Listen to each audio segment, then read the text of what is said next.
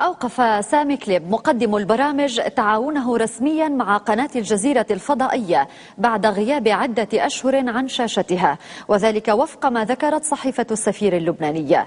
وأضافت الصحيفة أن كليب الذي يجمع بين الاحترافية والانتماء الصريح لقضية المقاومة في العالم أوقف تعاونه مع تلك القناة أسوة بغيره من الإعلاميين ومقدمي البرامج الذين تركوا قناة الجزيرة، ولم تعد خافية أسباب تخليهم عن العمل مع تلك القناة. تلفزيون الدنيا يواصل كشف سياسة التضليل الإعلامي التي تتعرض لها سوريا.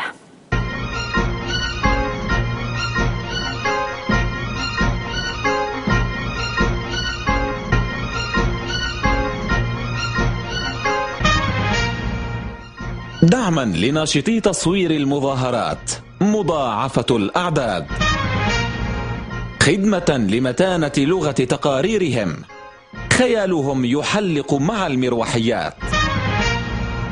مظاهرات سوريا في أخبارهم، يعرضون وجها ويغيبون آخر.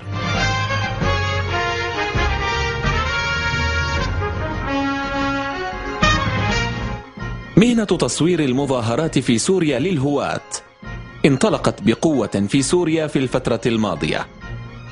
كل المهن في سوريا تعطلت وقف سوء إلا مهنة مجموعتين: الهواة من مصوري المظاهرات السورية حقيقية كانت أم مفتعلة، والإعلاميون.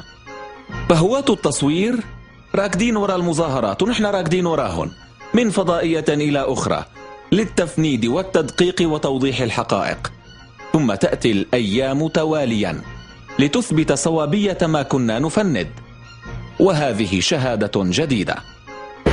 اسمي رياض الراجل، مواليد عربين 1985، طالب في جامعة دمشق هندسة إلكترون واتصالات، عمل في مجال الكهرباء والتطوير الإلكتروني، ناشط على الفيسبوك.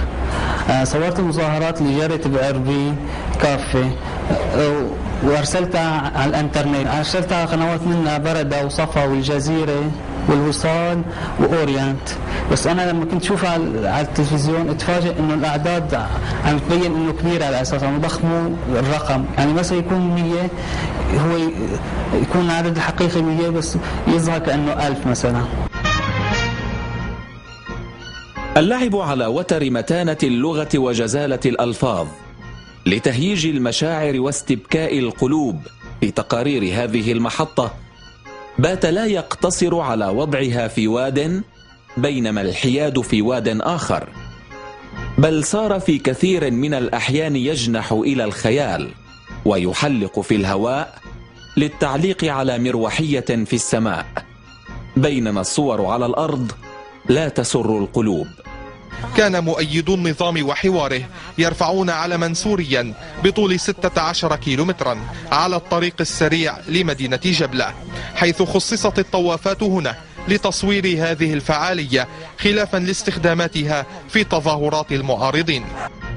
خدمة لترابط جمل التقرير لغويا، يتم تجاهل أكثر من 1,000,000 سوري توزعوا على طول 16 كيلومترا، هي طول العلم الذي اجتمعوا لرفعه، بينما طار التقرير بنظره إلى هذه المروحية لإيصال فكرة أن المروحيات تستخدم في المظاهرات للقمع، بمعنى أنها تقصف، وهو ما لم يشهده واقع في سوريا، لتضيع بذلك مئات الآلاف أو ربما الملايين المؤيدة في زحمة مشاهد أخرى في التقرير تضج بالعنف والقتل وما شابه.